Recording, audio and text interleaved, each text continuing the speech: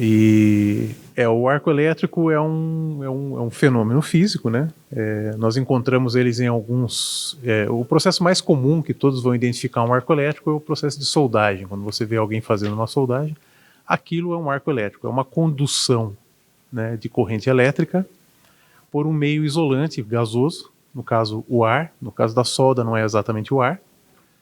E nos casos em que nós estudamos, que são os acidentes com arcos elétricos, sim, é uma condução continuada de corrente elétrica pelo ar. Isso faz com que nós tenhamos por conta do fenômeno físico ali gerado, né, um plasma de arco, nós temos uma alta intensidade de calor sendo produzido ali. E esse é o nosso objeto de pesquisa, porque é esse calor num acidente, né, diferente do choque elétrico, onde você vai tocar ou por proximidade você vai receber uma corrente elétrica passando pelo seu corpo, né? No arco elétrico você tem uma transmissão de calor ao seu corpo, provocando queimaduras, provocando queima das roupas que a pessoa pode estar vestindo. Existe o metal fundido no momento do arco elétrico que pode ser ejetado no corpo, nos olhos, no cabelo. Existe a fumaça proveniente do arco. Então existem vários fenômenos relacionados aos acidentes com o arco elétrico. E o maior enfoque desse estudo nosso está ligado ao sistema elétrico de potência, que é onde você tem os arcos de alta intensidade e que normalmente vão provocar queimaduras de segundo, terceiro grau na pele, que é a maior preocupação na atualidade. O arco elétrico ele é provocado por uma ação humana, é isso, né? Na verdade, ele vai existir a ação do indivíduo. Ele pode ocorrer, por exemplo, no desligamento de um disjuntor em alta tensão, onde não vai ter ninguém próximo daquele evento. Então você vê aquele arco se propagando como se fosse um raio no ar. Mas em algumas ações de comutação de chaves, disjuntores, em processos de conexão elétrica, ele pode ocorrer próximo ao indivíduo. Esse é o problema. E aí ele vai gerar uma quantidade de calor intensa, e aí a necessidade da proteção. Mas onde ele ocorre nos acidentes, né? Normalmente nas ações de chaveamento, né? Seja em chaves disjuntoras, seccionadoras, nas ações de manobra, né? Você vai ligar, desligar um fusível no sistema de potência.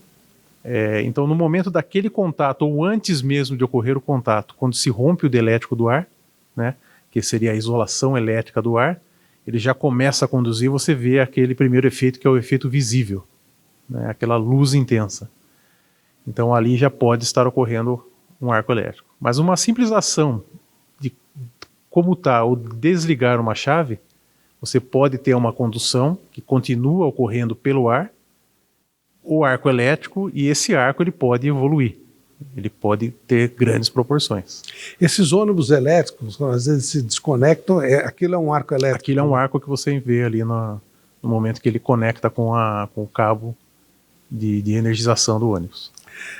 Você trabalha na USP, é um laboratório de pesquisa de EPIs, ou seja, de materiais de proteção para que a pessoa que esteja ligada a esses arcos elétricos minimize os efeitos, né? Como é que surgiu essa ideia de se ter um laboratório para esse tipo de pesquisa? Certo. Então, existe um registro muito grande de acidentes com arcos elétricos na indústria, né, e nos sistemas de geração, transmissão e distribuição de energia. Quem levou a proposta para a universidade, né, foi um grupo de técnicos da Petrobras, né. Aqui eu cito uma colega que é parceira desse laboratório até hoje, chamada Maria Elizabeth, é uma técnica que já está aposentada na Petrobras, responsável pelos procedimentos de segurança de lá. O grupo do Sindicato dos Engenheiros Eletricistas do Estado de São Paulo, né, o nosso colega Manuel Teixeira, e levaram essa preocupação em avaliar esses EPIs, né, para o professor que coordenou academicamente o nosso projeto, o professor Hildo Sauer, que hoje é vice-diretor lá do Instituto de Energia e Ambiente. Eles tinham uma grande preocupação por conta dos EPIs, né, os equipamentos de proteção individual, que seriam a última barreira e esse arco, né, existe todo um processo de análise de riscos antes de você determinar ou fazer a seleção desse EPI para o indivíduo. Eles ensaiavam esses EPIs, era uma obrigatoriedade no momento do Ministério do Trabalho ter o ensaio desses EPIs, a avaliação de desempenho térmico deles. E todos os ensaios eram realizados fora do Brasil, no exterior. E havia uma preocupação em trazer essa avaliação, né, essa tecnologia da avaliação para o Brasil, para viabilizar a certificação desses produtos e levar mais segurança para o trabalhador.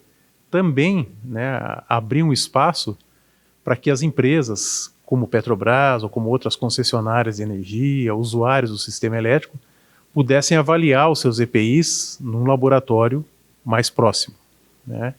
Então, eles levaram essa preocupação, né, para a universidade, e dentro do Brasil, eles visitaram instalações elétricas que poderiam prover esse arco elétrico para avaliar os EPIs, e dentre elas surgiu, então, o Instituto de Energia e Ambiente, né, na época ainda era Instituto de Eletrotécnica e Energia, onde nós temos uma fonte com potência suficiente, né?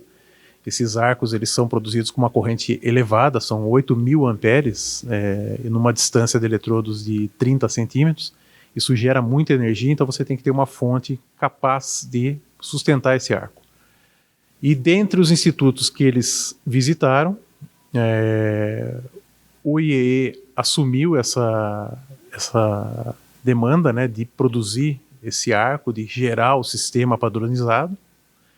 E naquele momento eu atuava, né, como ainda atuo, em outra área de segurança elétrica, mais voltada a equipamentos médicos, que é a área de equipamentos eletromédicos do Instituto, que também é uma das poucas áreas no Brasil, que a gente atua ali desde 1995.